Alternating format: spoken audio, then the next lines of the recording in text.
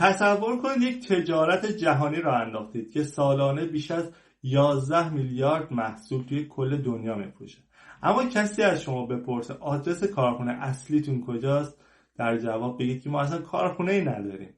قدرتمندترین نوشابه های انرژیزای جهان یعنی ردبول سال هاست که حتی یک قطره نوشابه هم تولید نمیکنه. اونا در واقع یک هلدینگ رسانه‌ای ورزشی و مارکتینگ قوی هستن که فقط روی تصویر برند و خلق قصه کار میکنن و کل فرآیند تولید، بسته‌بندی و لوجستیک رو سپردن به شرکت‌های واسطه.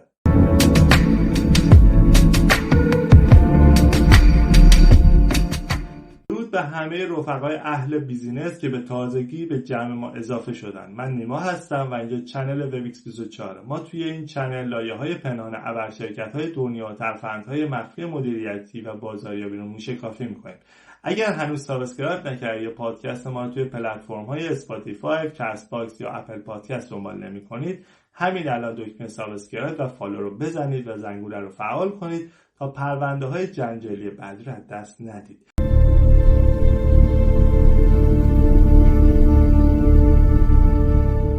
اما چطور یه ایده ساده تونست بدون داشتن حتی یه خط تولید چنین امپراتوری میلیارد دلاری بسازه و همه غول‌های کارخانه‌دار سنتی رو از بازی حذف کنه؟ برای درک این موضوع باید برگردیم به سال 1982. یک بازرگان اتریشی 38 ساله به اسم آقای دیتریش که مدیر بازاریابی شرکت خمیردندانسازی بود، برای سفر کاری وارد بانکوک در تایلند میشه.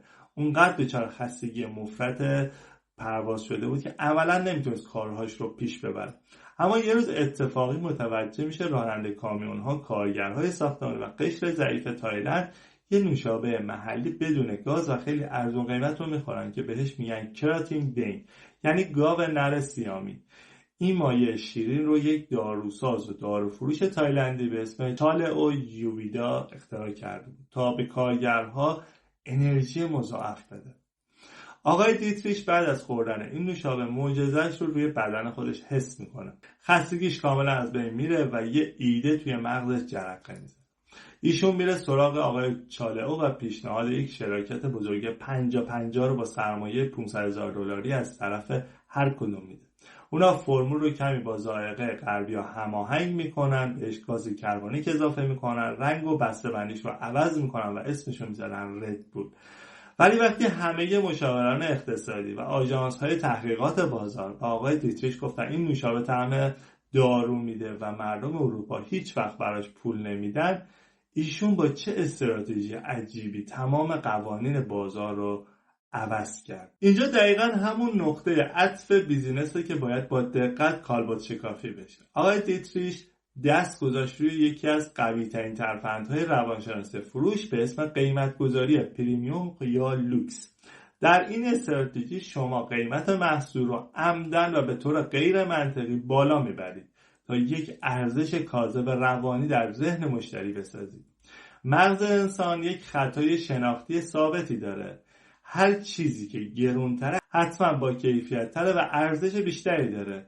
آقای دیتریش قیمت ردبول رو عمدن 2 برابر نوشابه کوکاکولا گذاشت تا خودش رو از دسته نوشابه ها جدا کنه و یه دسته جدید به اسم انرژیزا خلق کنه.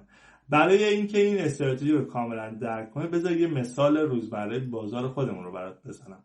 فرض کنید 2 تا مغازه عطر فروشی کنار هم هستن. اولی اسانس عطر رو توی شیشه‌های معمولی ساده و با قیمت خیلی پایین میفروشه و همیشه خلوته.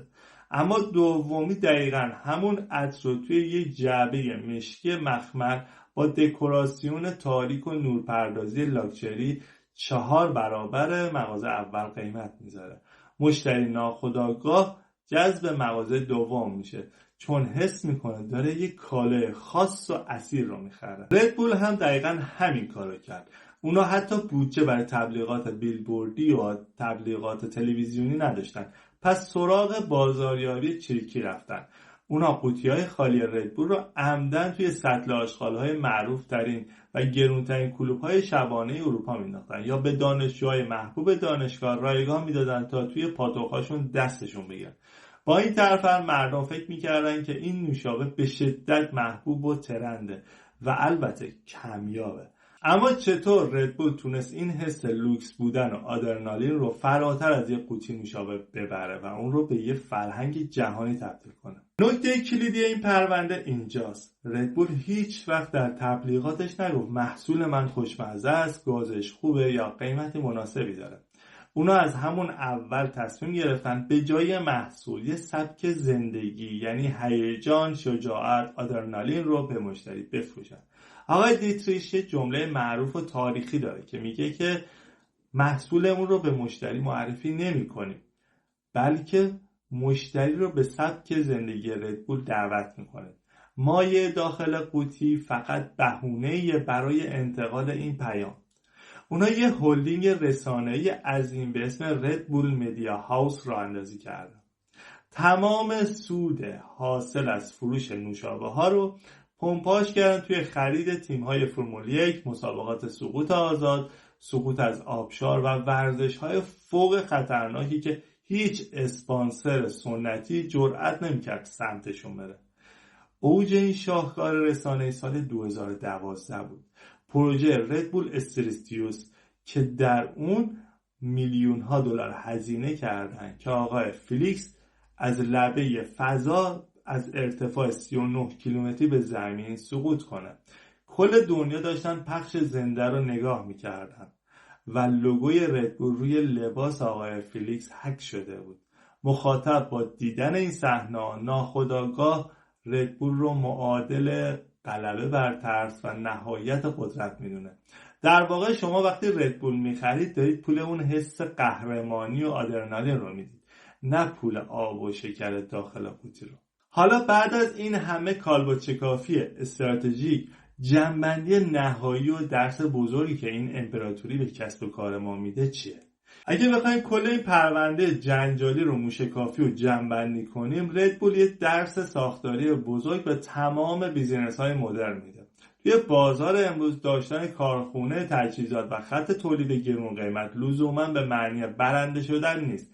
ارزش اصلی یک کسب و کار در قصه‌ای که برای مشتری تعریف میکنه، در هویت متمایزیه که میسازه و در روانشناسی درستی کاری که روی ذهن مخاطب پیاده میکنه.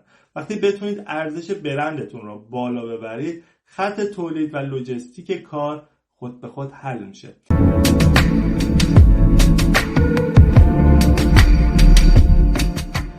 از شما سپاسگزارم که تا آخر این مستند همراه وبX24 بودید. اگر این تحلیل بیزینسی و رازهای پنهان ردبول براتون مفید بود و دیدگاهتون رو باز کرد، حتما همین الان ویدیو رو لایک کنید، برامون کامنت بذارید و این تحلیل رو برای دوستان علاقه‌مند به تجارت و بیزینس ارسال کنید. یادمون نره که نسخه صوتی و پادکست کامل این پرونده با جزئیات بیشتر همکنون روی اسپاتیفای، کست باکس و اپل پادکست منتشر شده که میتونید موقع رانندگی، کار یا ورزش گوش کنید.